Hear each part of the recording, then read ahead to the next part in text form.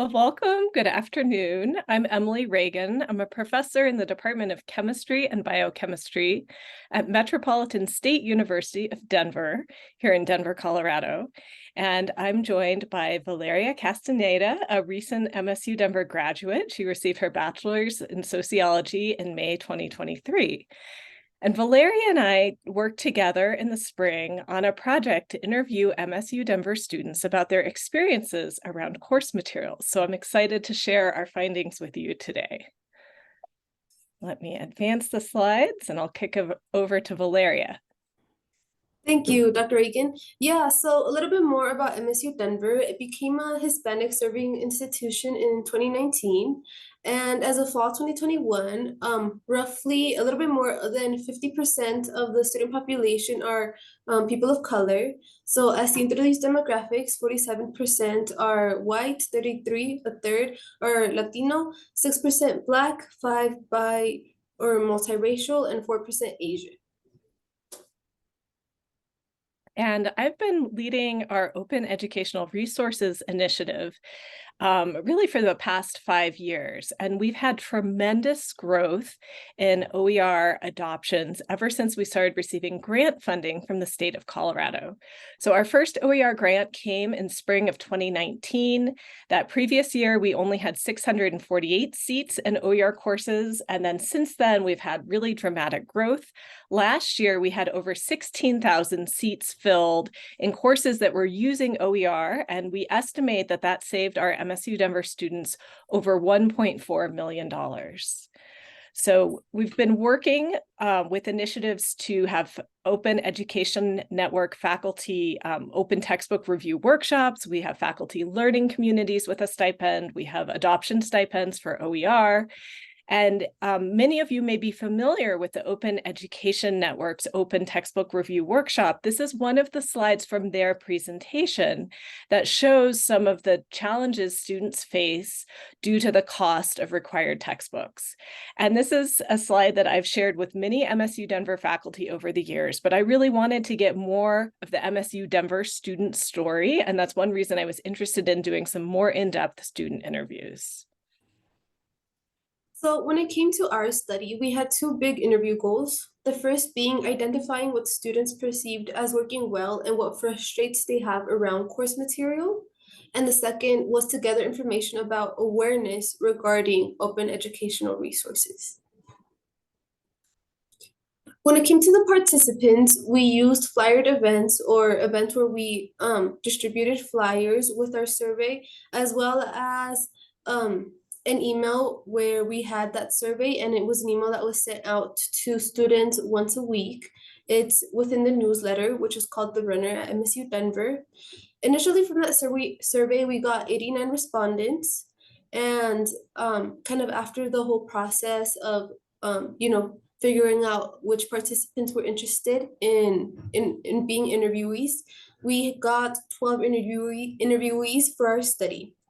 So within these 12 participants, those interviews consisted of being 30-minute long interviews with roughly 11 questions. And this is a little bit more information about our 12 participants. So as you can tell, they all came from different majors. And on the left-hand side, we see a little bit more information regarding the specific types of textbooks or other course materials that they had purchased or that they had interacted with.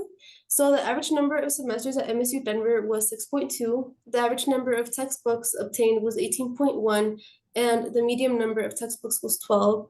It's important to know that these numbers might be a little skewed because there was an education major within our participants, and they talked about having purchased children textbooks and some children textbooks, and overall they had purchased roughly 60 textbooks, and that was because some of them would be children's textbooks for her major. Yes, and then a little bit more information about these participants. Respondents that hadn't used one or more textbooks was 67%, and the average percent of textbooks not used was 48%. And then lastly, the average number of purchased online homework systems was 2.9.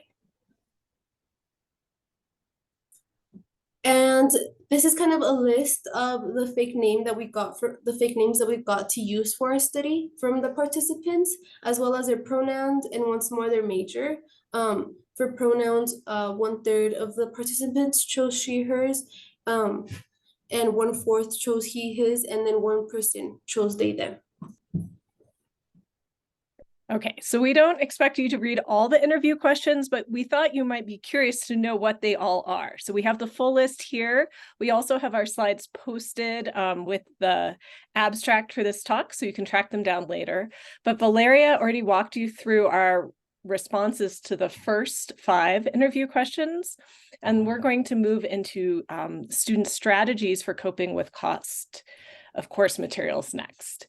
So like she'd said, 2/3 of the participants had she, her pronouns, and then 1/4 identified as he, him. We're not going to give the pseudonym for this particular quote. This was an extensive quote from a student who described using multiple strategies to reduce course materials costs. And the reason we aren't identifying the student is they further identified that they were an athlete. But this student reported reaching out to previous students in the class, really to identify, is this book going to be used or not? And then they mentioned also waiting a few weeks into the course before buying a textbook. And then at the end, they also mentioned that they considered using textbook sharing or trying to find the resource online, presumably trying to find a free copy online. You can see on the right, a bar graph. On average, our respondents identified 2 strategies that they used to reduce course material costs. Buying resources online and trying to borrow through the library were the most popular strategies. And then next most popular were delaying purchase, trying to find cheaper access online, and sharing with a friend, which is interesting because we have a commuter campus. Okay, back to Valeria. Yeah, so next we talked about the positive experiences with course materials. We kind of saw these 4 things kind of being themes within the interviews that we had with students. So the first one would be about good alignment between materials covered in classes and resources. For example, textbooks. This was really important to students. They wanted to kind of know that the things that were being read in the textbooks was stuff that was seen or was heard during class time. The second thing that kind of contributed to a positive experience with course materials was having online resources with annotation features. This could be like the highlighting tool or like being able to take notes within ebooks. So here we have a quote from Amanda, and she states, "I've always appreciated like any annotation features on that digital copy of the book because like again, I could go back to them and they were just all organized based on color coding." So yeah, this was a great example of Amanda kind of pointing out how annotation features kind of contributed to that positive experience. Thirdly, we heard a lot of students talk about wanting to listen to faculty's experience. They see faculty as the experts within their field, and they feel as if though who better to kind of hear experiences from than from their professors. So yeah, that's another huge thing. And Emily right here also kind of spoke about that.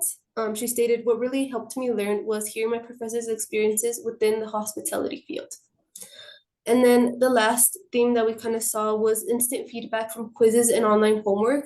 This was specifically important if it was a completely remote class, and this might be one of the few instances that students might get feedback from their professors. Next, we want to talk about the negative experiences with course materials. So there's also a couple themes that we saw brought up when talking about negative experiences. The first was purchasing books that were minimally used in the course. Maria here talked kind of about that. She stated, "At least once a year, I am going to purchase a really expensive book that I use very minimally." And we kind of heard this theme kind of showing up a lot of times and a lot of frustration kind of being expressed by students when this would occur. The second theme that we saw was professors asking for specific additions when others could work. And Maya, I think, put this into a really great quote, which states, some professors like to use a certain edition of a book. Sometimes the difference of the editions are not that big, but the price of the edition is very big. Once more, expressing a little bit, expressing the frustration with kind of editions costing more when they might have very similar, if not the same material. So this is kind of the part two to the negative experiences with course materials. Some other themes that we saw was the lack of alignment between materials covered in class and textbooks. And that kind of goes back to what we had talked about with positive experiences, how students really do like when there's alignment and they don't necessarily like it as much when there's not. A second theme we saw was difficulty navigating different software. And this would just kind of have to do with different software that students might encounter within class. And then the third theme that we saw was homework or lack of feedback, lack of relevance. So we also see a quote here from Edgar where he states, when the homework is wrong, the answers that you get from the homework are not the right answers. But I would also say when homework gets monotonous.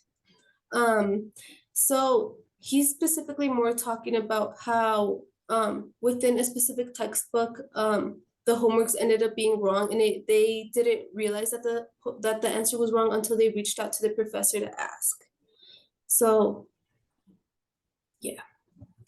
Okay, thank you so much, Valeria. So we then asked students, what do you want faculty to know? What would you, what can we share back with faculty? So I would say that 7 out of the 12 students said something that we summarized as be strategic. And Emily just put it very bluntly. She said, I don't have the money to supply a textbook that I'm going to watch sit on my floor. So be strategic with students' financial resources. They also, many of our students, 5 out of the 12 of the respondents, wanted faculty to be open to new sources of information. And the way Amanda put it was, there are a lot of resources online that are easy, much cheaper, but also very easy to access. And I feel like because professors are very accustomed to the content that they're already teaching, they kind of just reuse the same readings for every semester. So I think this is a really valuable quote for those of us who are running open education initiatives, because it's helping us share with faculty that students are wanting their faculty to do something different, to explore more resources than maybe just what they've been using over the past however many years. Students also really value time and ease of use. Grace specifically called out the table of contents feature in Pressbooks as being very helpful as compared to using PDFs, which she found more challenging. She had used OER in multiple courses. And Jessica liked getting immediate feedback from quizzes in Canvas. So we can help faculty get their students that quick feedback that students want by helping faculty to create their own homework sets within the learning management system. And I know that's a large barrier sometimes because there's a lot of time involved, but as a faculty member who has created online homework for 2 different classes, it is something that can be done, and it helps with alignment when faculty create their own online homework, their own little quizzes or low stakes assessment questions in a learning management system. And then finally, this one really intrigued me. Students long for faculty to listen to them and to support them. And this is really a call for faculty to survey students to get some student impact. And Toby's quote was, ask the entire class if this works. If this doesn't, what needs to change? What doesn't need to change? So soliciting some student feedback and how we're running courses is something that a quarter of our students really said they were longing for. So in addition to those suggested changes, like surveying students, thinking about how to get students immediate feedback, being strategic about students' time and monetary resources, what else did we learn that could help inform our MSU Denver OER initiatives? One thing we were interested in was students' experiences around course marking. We've been running a course marking initiative for many years, but we have not actively publicized it. It's just something that students stumble across when they're using the schedule. And you can see here on the right-hand side, there's a column with attributes for courses. In the lower right-hand corner, we can see the bottom 2 courses in this list are no cost for materials. And then right above them, the other 2 rows So the second and third rows are listed as low cost for materials, $40 or less. So that's the way courses are marked with respect to resources. We don't focus on whether it's technically OER or not, but rather the cost to the students. So we wondered, had students noticed our course marking? And 2/3 of the students were a clear yes, a quarter were a clear no. And so I have some of the student comments, and this is also a little telling about where we're at with our OER initiative. So Jessica mentioned that she had noticed them and that she'd noticed it more recently, more often than the last couple of semesters, which tracks with us having increased numbers of OER courses. Brittany said, I have, but it's like very few and far between, which is true. We're only at about 15% of our student seats being in OER courses. So there's definitely room to grow. And then Grace had not noticed the course marking, but did indicate that it would be handy. Thank you, Dr. Reagan. So yeah, now we kind of want to talk a little bit more about our definition of OER and what we told students when we were interviewing them. So I'll quickly read our definition. Open educational resources are education materials that can be freely downloaded, edited, and shared to better serve all students. They have a license, often a Creative Commons license that shows they are free to save and share rather than just traditional copyright. After we kind of gave them this definition, we also proceeded to ask them the next 3 questions, which kind of briefly talk about if they have heard about OER before, if they've ever used OER, and if they have any ideas as to how to spread the word about OER. So when asking students if they had heard about OER or if they have heard about OER, 10 of 12 stated that they had. So we were very confident to only say maybe only 8 knew about OER, just because those 8 had mentioned some sort of resource like Pressbooks, for example. And there was instances where, for example, Maria here mentioned that she did and did not know what OER was, but when we further looked at her explanation, she was more so talking about free resources found online versus kind of OER, and that's kind of something that that was one of the reasons why we knew we couldn't necessarily put Maria in the yes, clearly knew what OER was. So yeah, Maria was one of 2 other students who associated OER with free textbooks, and two students were just a clear no. All right, so when it comes to student suggestions for spreading information about OER, one of the things that we heard was having a quick definition of OER. So from that definition that I had read earlier, we can see it was a little bit lengthy and maybe a little bit hard to follow along with. So Maria was also very blunt in telling us to have an immediate 10-second definition of OER, or a rebranding. Secondly, we heard faculty can share about OER with their students. About a third of our respondents said that they think that the classroom is a great place for awareness about OER. Brenda kind of stated in this quote, I think by implementing them more in the classroom, the word gets out. Students talk about textbooks between classmates, but also people who are outside of those classes as well. So this is a great call for faculty, if they're using OER, to put a little comment in the syllabus to help students understand about the open licensing piece. Some of the students also thought the library would be an excellent place to share information about OER. And Edgar mentioned our shared tri-institutional Auraria library, and he said Auraria library not only has textbooks, but can share the variety of different OER available to students depending on subject and explain how to use the book or something that might be an option, because then that would be open to all students on campus. And certainly our librarians do work with faculty to help faculty understand this, but it's interesting to think about the library maybe taking a more active role in reaching out to students. And then finally, we got a wide variety of ideas of ways we could reach out more proactively to students about OER, which is something that we're exploring. We have an OER PR intern this semester that's helping us think about how to do more effective outreach to students. So some key takeaways from our student interviews are that students don't want to purchase a resource that they're not going to robustly use for a course. So this is something faculty need to know. If you're asking your students to buy an expensive resource, you need to be using it very explicitly and with very good alignment with the rest of your course materials. And students would prefer not to have to pay a lot of money, but they still want that alignment. So when we switch to using OER, you still want to use that resource robustly and to have it be well aligned with the course learning objectives. Students also want faculty to solicit student feedback. And this was a really powerful takeaway for me. It's a reminder that I need to reach out and ask my students, what's working well for you? What challenges are you facing in this class? And that way, each semester, I can iteratively make my class better.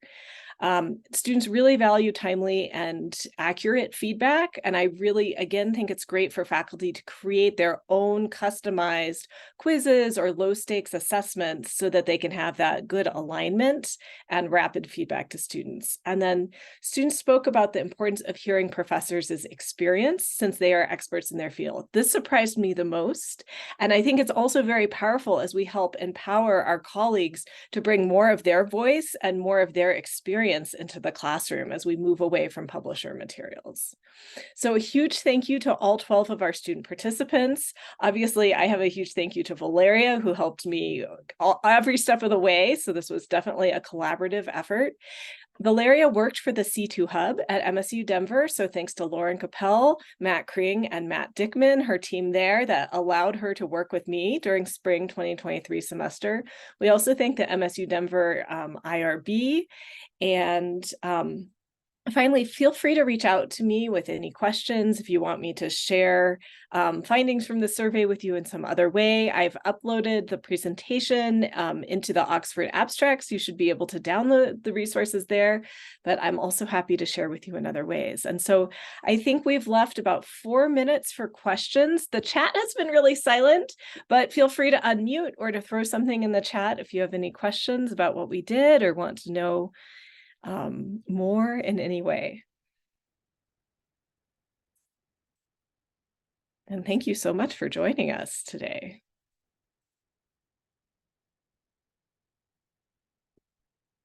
Okay, here's a question. What percentage of your faculty are adjunct?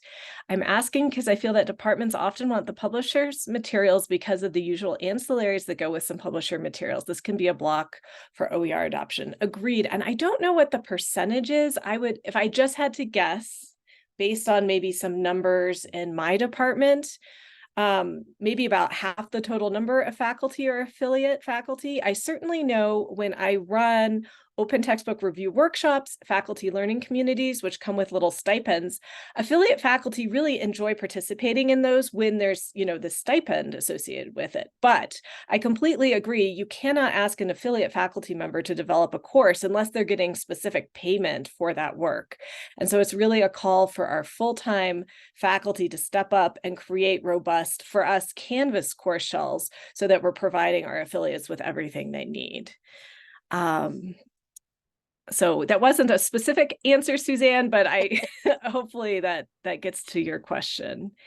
And then the next, yeah, I wanted to kind of further on that because it's not so much asking the adjunct, but it's asking the department chair to select OER for their department teaching a class when they know that over half of their faculty teaching that course are adjunct faculty. We have and they don't have all that stuff. They don't have the, they've got the textbook, but they don't necessarily have the ancillaries. So our college has been focusing on creating ancillaries. Perfect. That's really good. And I look forward to, I think, are you sharing them in OER Commons or somewhere else? It's slow. It's slow. In fact, we've got one right now for econ that's going to be doing it in the spring. Lifespan development intro psych. Martha Lally and I have actually started to create some of this stuff. So right now it's kind of been in-house. But it is something that, if somebody approaches us and says, hey, we really like your Lifespan book, are there any ancillaries? Then we shoot off, here's the PowerPoints. Here's the nice. Yeah, so that's something that probably will get stuck on someplace like LibreText or something. I love it. I love it. And Patricia has a hand up. Yeah, I wanted to ask if there was anything that you thought was specific to this being a Hispanic serving institution. I work at an emerging Hispanic serving institution, and I'd like to get a sense of what might be specific for that population. Valeria, do you have anything you want to say? I have something I can say, but I just want to. So specifically within our study, something having to do with Hispanic, like within the Hispanic serving institution portion, I feel like I don't within our study, but maybe within myself as an undergraduate, if you would like to hear. I think just hearing about, okay, awesome. Yeah, so just hearing about, oh yeah, well, learning about it, because I learned about this my last year actually, and I was able to pass it on to a lot of my friends. Um, I'm also first generation, which is also important to know that I was still figuring out how to manage higher education. But I think just being able to learn about this, I didn't even know that like materials could potentially be low, like no cost at all when going in. I just always assumed that I was gonna have to pay a lot of money for materials, adding that on. So personally to me, I think this is why I hold OER very, very close, because I just think learning about these opportunities is huge.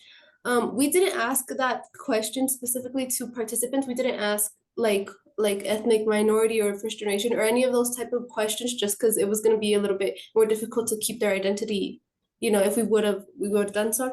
But I think just hearing about them, I don't know if this is answering your question, so please feel free to ask something else so I can give a more direct question answer. Yeah. What were you going to say, Dr. Ragan? Well, I was going to say that definitely I think there's a relational piece that can develop. And I think this is a call on us to be more related to our students. And I think in general, Hispanic students value a high context environment. And so having this quality of relationship is important. And so I think helping faculty focus on that, soliciting feedback from their students, because we have to ask. Students aren't necessarily going to be brave enough to tell us, but if we're vulnerable to say, we are working to make this the best experience possible and we want to hear from you, then we're making that possible. So I think increasing the quality of relationships is something that matters, especially in Hispanic serving institutions. Thank you very much. That did help. And I hear that the recording is going to stop, but Valeria and I are free for another 10 minutes. I think we have the room for that time. So I can answer a few more questions if other people also have time to stick around. But of course, if you need to go, we understand as well. Yeah, unfortunately, we're out of time and we need to stop. Thank you very much for the great presentation. This has really been a great session and everyone is welcome to stay behind in the room to continue with the conversation. I'll stop the recording now. Thank you, Simon.